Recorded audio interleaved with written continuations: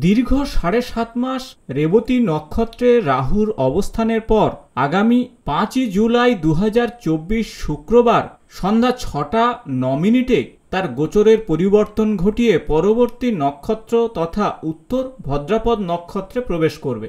আর এই গোচরের পরিবর্তনে আগামী ৭.৫ মাস প্রত্যেকটি রাশির জীবনে কি প্রভাব নিয়ে আসবে আসুন জেনে নেব এই ভিডিওতে। নমস্কার বন্ধুরা, আমি ডক্টর সুব্রত আচার্য আর আপনারা দেখছেন আপনাদেরই প্রিয় channel Shri Subrata astrological consultancy. চ্যানেলে নতুন হলে চ্যানেলটি অবশ্যই সাবস্ক্রাইব করে দেবেন, পাশে থাকা বেল বটনটি প্রেস করবেন, ভিডিও ভালো লাগলে বন্ধুদের সঙ্গে অবশ্যই শেয়ার করবেন।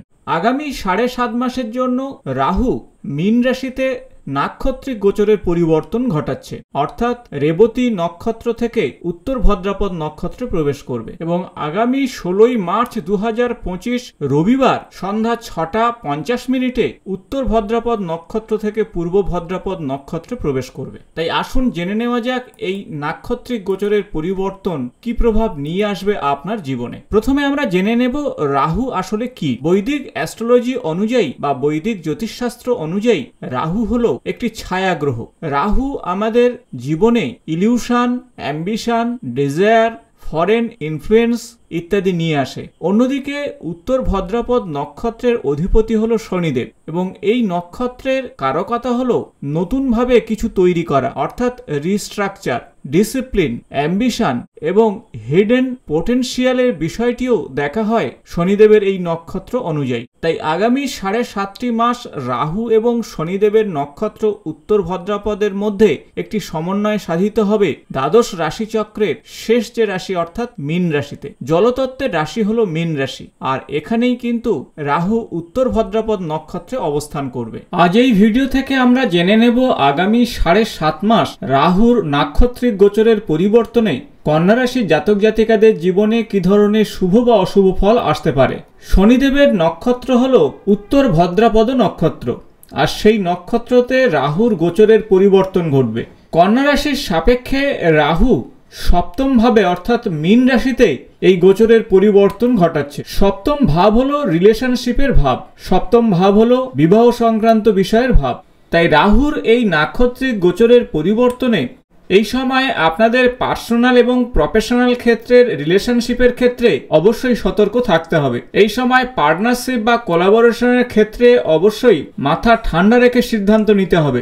তবে রাহুর এই শনিদেবের নক্ষত্রের গোচরের পরিবর্তনে নতুন সুযোগ সুবিধা আসবে, বিশেষত নতুন পার্টনারশিপ বা কোলাবোরেশনের সুযোগ আপনার সামনে আসতে পারে।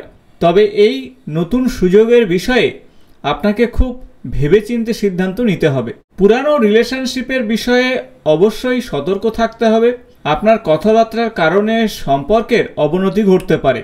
রাহু যেহেতু ইলিউশন এবং মিসআন্ডারস্ট্যান্ডিং এর গ্রহ, তাই রিলেশনশিপের ক্ষেত্রে রাহু কিছুটা নেগেটিভ প্রভাব নিয়ে আসতে পারে। অনেক সময় আপনি আপনার পার্টনারের মনের কথা বুঝতে আপনার অসুবিধা হতে পারে, কারণ রাহুর এই নাক্ষত্রের গোচরের পরিবর্তনে কিছুটা মিস্টেরিয়াস বা অদ্ভুত রকমের আচরণ করতে পারে। তাই এই সময় আপনার জীবনে কিছুটা ব্যালেন্স করে চলতে হবে। কন্যা রাশি হলো দ্বাদশ রাশিচক্রের ষষ্ঠ রাশি এবং এই রাশির অধিপতি হলো বুধ। তাই আপনার অ্যানালিটিক্যাল পাওয়ার এই সময় কিছুটা বৃদ্ধি পাবে। তাই আপনার বুদ্ধি দিয়ে বা অ্যানালিটিক্যাল অ্যাসেসমেন্ট দিয়ে প্রতিটা বিষয়ের সিদ্ধান্ত নেওয়ার চেষ্টা করবেন। তা হতে পারে আপনার ব্যবসা, রিলেশনশিপ কিংবা পার্টনারশিপের বিষয়। আর তাহলে দেখবেন পজিটিভ প্রভাব আপনার জীবনে আসবে। প্রতিটা বিষয়ে লজিক্যালি ভাবার চেষ্টা করুন, প্র্যাকটিক্যালি রিসার্চ করার চেষ্টা করুন আর তারপরেই আপনি অপশনকে নির্বাচন করুন। আপনার অর্গানাইজেশন স্কিল অনেকটা বৃদ্ধি পাবে এই রাহুর গোচরের পরিবর্তনে। আপনার কমিউনিকেশন পাওয়ার, কোলাবোরেশন পাওয়ার অনেকটা বৃদ্ধি পাবে। তাই আপনাদের বলবো আপনার আশা আকাঙ্ক্ষাকে নিয়ন্ত্রণ করুন, একটি গোল ওরিয়েন্টেড চিন্তাভাবনা নিয়ে এগিয়ে চলুন। তবে সব কিছুর পিছনে আপনার অ্যানালিসিসকে আগে রাখুন, সব কিছুর ডিটেলস জেনে তবেই সিদ্ধান্ত নিন। প্রতিটা বিষয়ে খুব ক্লিয়ারলি কথা বলার চেষ্টা করুন, কারণ কমিউনিকেশন বা কথাবার্তা বলার বিষয়ে সতর্ক না হলে মিসআন্ডারস্ট্যান্ডিং হতে পারে আপনার পার্টনারের সঙ্গে। অনেক সময় রাহুর ইলিউশনের জন্য আপনার চোখের বাইরে চলে যেতে পারে গুরুত্বপূর্ণ বিষয়গুলি। তাই প্রতিটা ক্ষেত্রে প্র্যাকটিক্যাল এবং অনেস্ট থাকার চেষ্টা করুন তাছাড়া যারা বিবাহের জন্য চিন্তাভাবনা করছেন অর্থাৎ অবিবাহিত, তাদের বিবাহ সংক্রান্ত যোগাযোগ তৈরি হতে পারে এই গোচরের পরিবর্তনে। নিজের ইগোকে অবশ্যই ঠিক রাখার চেষ্টা করুন।